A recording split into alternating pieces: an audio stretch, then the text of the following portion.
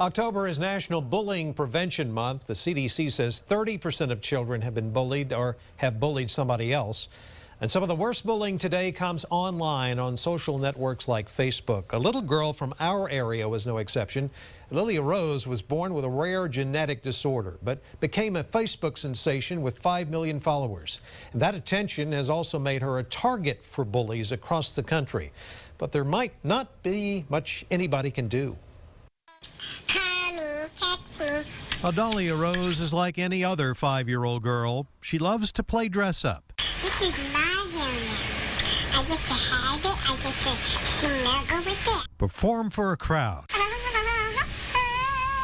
A crowd of nearly 5 million people. That's how many have liked Adalia Rose's Facebook page, created just earlier this year. I like to say hi to everyone. 3 months after she was born in Round Rock, doctors diagnosed Adalia Rose with progeria. It's a rare genetic and terminal condition that speeds up aging in children. But just as fast as support spread, so did the cyberbullying. Thousands of people on dozens of Facebook pages dedicated solely to making fun of her. First, I was very angry.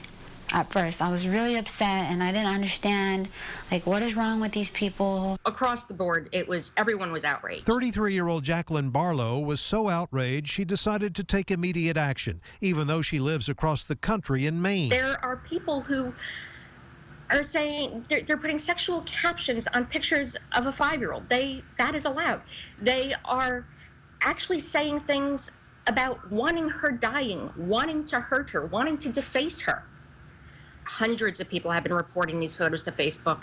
Maybe 1 out of every 50 photos gets removed. Facebook spokesperson Frederick Wolin says the company must protect freedom of expression for its 1 billion users and categorizes these hate pages as controversial humor. Wolin says the best the company can do is warn that you may not find the page so funny. It falls under the Facebook community standards. Here under hate speech, you can see medical condition as one of the factors considered off limits. But it's under bullying and harassment that we really find the answer for Adalia Rose.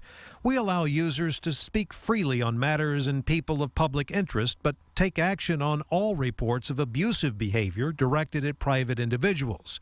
Because Adalia Rose falls under people of public interest with a public figure Facebook page, it's even more off limits for Facebook control. This isn't just jokes that make fun of people with progeria.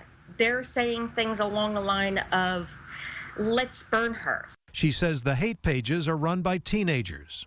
They're posting their own photos. They're making no bones about their identity. Barlow tracked down one of the hate page administrators to a San Jose, California high school. She says she contacted 6 administrators in the Campbell Union High School District and got no response. It is dangerous. It is bullying. District Director of Student Services Heidi Reyes says administrators never got Barlow's messages and couldn't find a student matching the name given. But Reyes says this is a conversation happening on campuses everywhere. What power do school districts have in intervening when it comes to cyberbullying? And speaking to our attorney and other attorneys, until it gets challenged, it's hard to tell. For Natalia, the responsibility isn't Facebook's or the schools. It's the parents. I will turn blue with saying that.